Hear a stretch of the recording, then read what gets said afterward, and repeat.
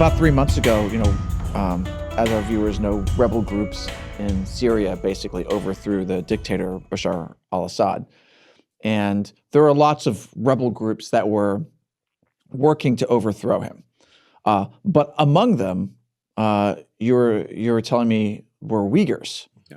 So, what's going on with that? So let's go back to the Thailand issue. Through Thailand or through Southeast Asia, there was a big migration about 12 years ago now, 13 years ago. They made their way through Southeast Asia, and tens of thousands of Uyghurs made their way to Southeast Asia, eventually got to Turkey, and then a group of those got into Syria. So the ones that we've been talking about very recent with the 48, 53 of them were left. 5 of them died in Thai detention, 3 adults and 2 children, and the 48 are left now. So a big group of them made their way into Syria as well. They joined various groups. And this group that we're talking about now that's helped with the revolution, the Turkestan Islamic Party, which was initially labeled as a terrorist organization by the United States. But back in 2020, Mike Pompeo took them off the terror list. And so this group have been living in Idlib. They have their own. Right now, their numbers seem to be anywhere between 10 to 20,000 people. So children, they have their own businesses. Apparently there are 20 or 30 schools there now. And so this group joined other groups and they helped or aided in the fall of Bashar al-Assad. And apparently among the foreign fighters, they are the biggest foreign legion there.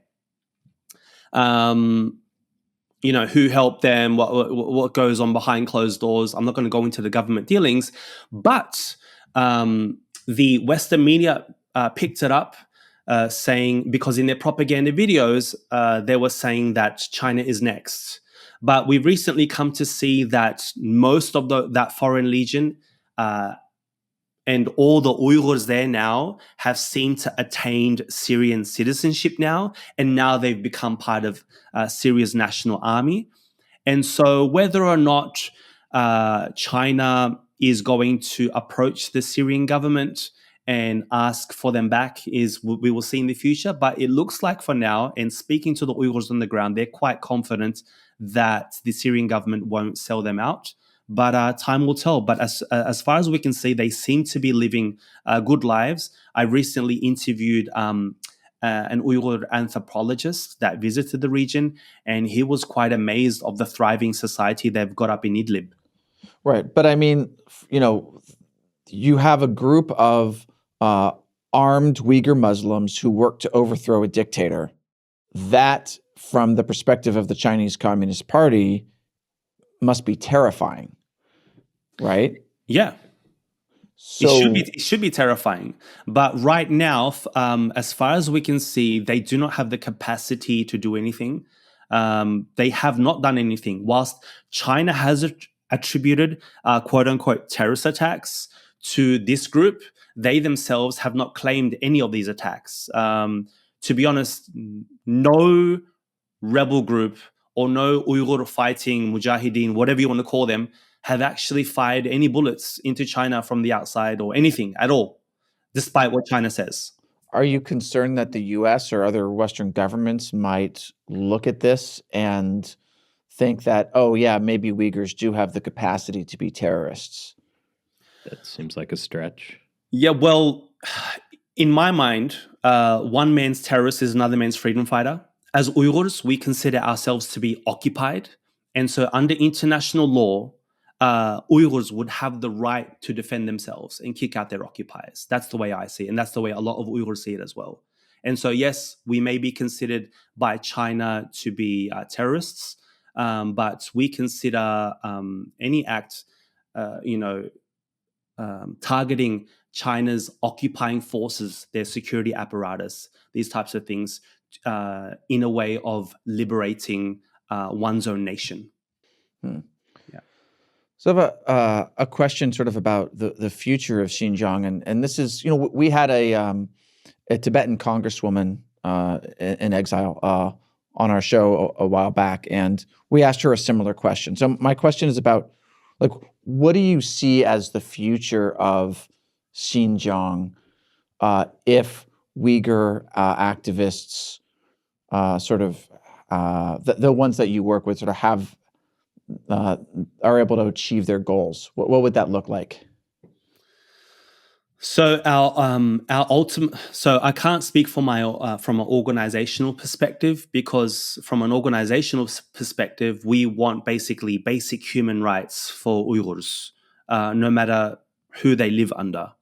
But as an Uyghur, and what Uyghurs want and what Uyghur activists want is to be free of China. We don't want China occupying us. We don't want China oppressing us.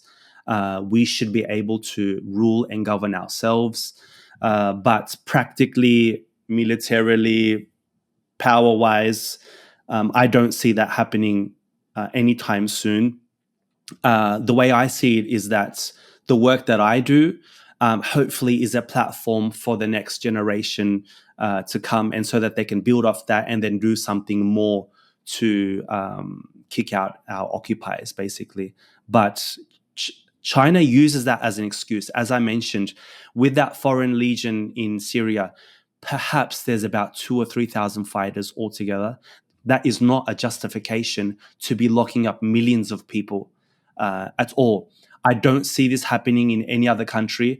To Syria, thousands of people all around the world, even Americans, Australians, Canadians, Europeans went to Syria to fight.